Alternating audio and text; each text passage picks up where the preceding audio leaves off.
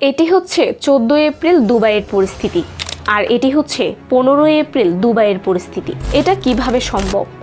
যে দেশের উন্নয়নের গতিশীলতা গোটা বিশ্বকে অবাক করে রেখেছে, যেখানে বুর্জ খলিফা থেকে শুরু করে পাম জুমারার মতো অদ্ভুত সব কনস্ট্রাকশন রয়েছে, সে দেশ কিভাবে রাতারাতি বন্যায় ডুবে গেল? শুধু দুবাই কেন, এখন পর্যন্ত ইউএই, সৌদি আরব, বাহরাইন, ওমান, মিডল ইস্টের এই 4টি দেশে সাডেনলি বৃষ্টি শুরু হয় এবং দেখতে দেখতে আকাশ এভাবে সবুজ হয়ে ওঠে। ভয়ঙ্কর ঝড় তুফানের রূপ ধারণ করে। মূলত কোনো বড় তুফান আসার আগ মুহূর্তে আকাশ এভাবে সবুজ বর্ণ ধারণ করে। সেখানকার সিটিজেনরাও এটা বলে তুফানের গতিমাত্রা এতটাই বেশি ছিল যে তুফানের কারণে কিছু কিছু বিল্ডিংকে কাঁপতেও দেখা গিয়েছিল। একটি জনপ্রিয় ওয়েবসাইট theweatherman.com এর তথ্য অনুসারে দুবাইয়ের 2 বছরে যতটা না বৃষ্টি হয় এখন তা একদিনের মধ্যে হচ্ছে। এখন পর্যন্ত দুবাইয়ের 75% শহর বন্যার পানিতে তলিয়ে গিয়েছে।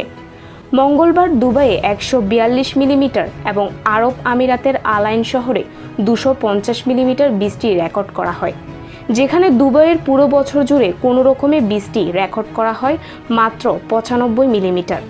যদিও দেশটি আধুনিকতা ও টেকনোলজির ছোঁয়া সব ক্ষেত্রে প্রকাশ করেছে, কিন্তু এরপরও তারা আজও একটি সমস্যা সমাধান করতে পারেনি।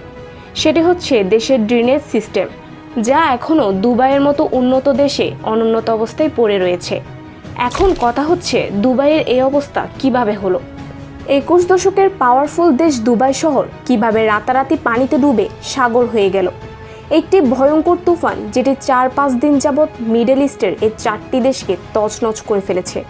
তার পিছনে নেচার না, বরং তারাই সবচেয়ে বেশি দায়ী, যেটিকে বলে নিজের পায়ে নিজে কুড়াল মারা। মিডল ইস্টের এই 4টি দেশ তেলের পাশাপাশি সেখানে পড়া মাত্রা অতিরিক্ত গরমের জন্যই বেশ পরিচিত, আর তাই এসব দেশ প্রায়শই গরম থেকে বাঁচার জন্য এক ধরনের পদ্ধতি ব্যবহার করে, যার নাম হচ্ছে ক্লাউড সিডিং। এই ক্লাউড সিডিং এমন একটি পদ্ধতি যার মাধ্যমে নকল মেঘ সৃষ্টি করে বৃষ্টি ঝরানো হয়। কিছু কিছু সংবাদ মাধ্যম মতে দুবাই প্রশাসনের গত সোমবার ক্লাউড সিডিং পদ্ধতিতে বৃষ্টি ঝরানোর জন্য একটি জেট প্লেন আকাশে উড়িয়েছিলেন। ব্যাস, আর কি, এর ফলাফল তো এখন আপনারা নিজের চোখেই দেখছেন। চলুন এবার জানা যাক এই ক্লাউড সিডিং কি এবং কিভাবে এটির সাহায্যে প্রকৃতির বিরুদ্ধে গিয়ে বৃষ্টি নামানো হয়। যখন কোনো স্থানে প্রাকৃতিকভাবে বৃষ্টি হয় না, তখন কৃত্রিম উপায়ে সেখানকার স্বাভাবিক মেঘগুলোকে বৃষ্টি নামাতে সক্ষম এমন মেঘে রূপান্তর করে ফেলার যে টেকনিক, তাকে ক্লাউড সিডিং বলে। এই ক্লাউড সিডিং করার জন্য silver iodide, potassium iodide, dry ice, এই 3টি উপাদানকে একসাথ করে হেলিকপ্টার বা প্লেনের সাহায্যে আকাশে ভাসতে থাকা মেঘের উপর স্প্রে করে দেওয়া হয়, যেটি পরবর্তীতে মেঘের জলীয় বাষ্পগুলোকে একত্র করে স্বাভাবিক সাদা মেঘ থেকে ঘন কালো মেঘে রূপান্তর করে। অনেক সময় মেঘে জলীয় বাষ্পের পরিমাণ বেশি হয়ে গেলে মেঘ বিস্ফোরণ ঘটে, যার ফলে যে জায়গায় ক্লাউড সিডিং করা হয়েছে সেখানে মাত্রা অতিরিক্ত বৃষ্টি বর্ষণ দেখা যায়, যা অনেক সময় বন্যার মতো ভয়ঙ্কর রূপ ধারণ করে নেয়। তাই এটি হওয়ার সম্ভাবনাও রয়েছে যে মিডল ইস্টের দেশগুলোতে আজকে আমরা যে বন্যা দেখতে পাচ্ছি তা এটির কারণে হচ্ছে। এই ক্লাউড সিডিংয়ের ওয়ার্কিং প্রিন্সিপাল আবিষ্কার হয় জুলাই 1946 সালে। তারপর 13 নভেম্বর 1946 সালে নিউ ইয়র্ক ফ্লাইটের সাহায্যে প্রথমবারের মতো টেকনিকটির পরীক্ষামূলক ব্যবহার করা হয়। ক্লাউড সিডিং টেকনিকটি আবিষ্কার করা হয়েছিল যাতে কোনো দুঃসময়ে এটি ব্যবহার করা যায়, কিন্তু আজকাল এর ব্যবহার পানির মতো সব কিছুতেই করা হচ্ছে।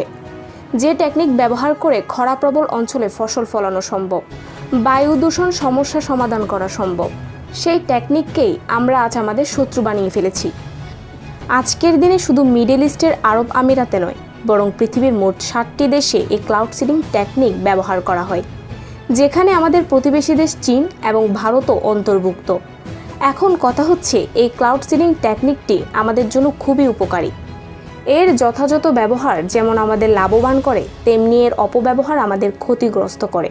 যদিও মিডল ইস্টে আজকে আমরা যে বন্যা দেখতে পাচ্ছি তার পেছনে ক্লাউড সিডিং দায়ী কিনা তা বলা মুশকিল। তাও এই ক্লাউড সিডিং টেকনিক ব্যবহারে আমাদের আরও সচেতন হওয়া উচিত।